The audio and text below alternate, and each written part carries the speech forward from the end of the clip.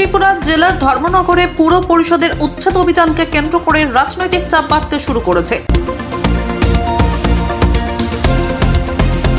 অভিযোগ, গত 19 ডিসেম্বর ধর্মনগর পুর পরিষদের 20 নম্বর ওয়ার্ডের পদ্মপুর মহাদেব বাড়ি এলাকায় কোনো প্রকার পূর্ব নোটিশ ছাড়াই পুলিশ প্রশাসনকে সঙ্গে নিয়ে 6টি বাড়িঘর ভেঙে দেওয়া হয়। এই ঘটনার পরিস্থিতি খতিয়ে দেখতে বৃহস্পতিবার উচ্ছেদ হওয়া এলাকা পরিদর্শনে যান প্রদেশ ও জেলা কংগ্রেসের এক প্রতিনিধি দল। প্রতিনিধি দলে ছিলেন প্রদেশ কংগ্রেস কমিটির সম্পাদক চয়ন ভট্টাচার্য ও ইন্দ্রজিৎ পাল, জেলা কংগ্রেসের সাধারণ সম্পাদক মন্নত নাথ চৌধুরী ও অন্যান্য নেতৃত্বগণ।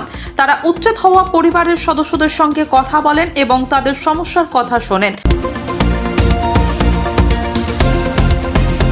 পরিদর্শনের পর কংগ্রেস প্রতিনিধি দল ধর্মনগর মহকুমা শাসকের সঙ্গে সাক্ষাৎ করে বিষয়টি নিয়ে আলোচনা করেন।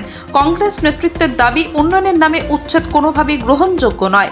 উচ্ছেদের আগে ক্ষতিগ্রস্ত পরিবারগুলোর উপযুক্ত পুনর্বাসনের ব্যবস্থা করা প্রশাসনের দায়িত্ব।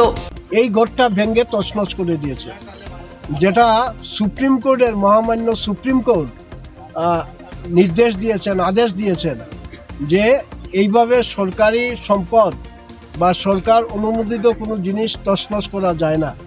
আমরা আজকে এখান থেকে আমরা এদেরকে নিয়ে মহকুমা শাসকের কাছে যাব এবং ভারতবর্ষের যে প্রচলিত আইন বলা আছে যে বিকল্প ব্যবস্থা না করে এইভাবে কাউকে উচ্ছেদ করা যায় না। এদিকে উচ্ছেদ হওয়া পরিবারগুলো প্রশাসনের কাছে দ্রুত পুনর্বাসনের দাবি জানিয়েছেন। পরিবারগুলোর অভিযোগ, আকস্মিক উচ্ছেদের ফলে তারা চরম অনিশ্চয়তার মধ্যে পড়েছেন এবং মাথা গোঁজার ঠাঁই নিয়ে সংকটে রয়েছেন। কংগ্রেস নেতৃত্ব স্পষ্টভাবে জানিয়েছেন, প্রশাসন যদি শীঘ্রই ক্ষতিগ্রস্ত পরিবারগুলোর পুনর্বাসনের ব্যবস্থা না করে তবে রাজ্য জুড়ে বৃহত্তর আন্দোলন গড়ে তোলা হবে। গোটা বিষয়টি নিয়ে রাজনৈতিক মহলে আলোচনা তুঙ্গে উঠেছে এবং প্রশাসনের পরবর্তী পদক্ষেপের দিকে তাকিয়ে রয়েছে সাধারণ মানুষ।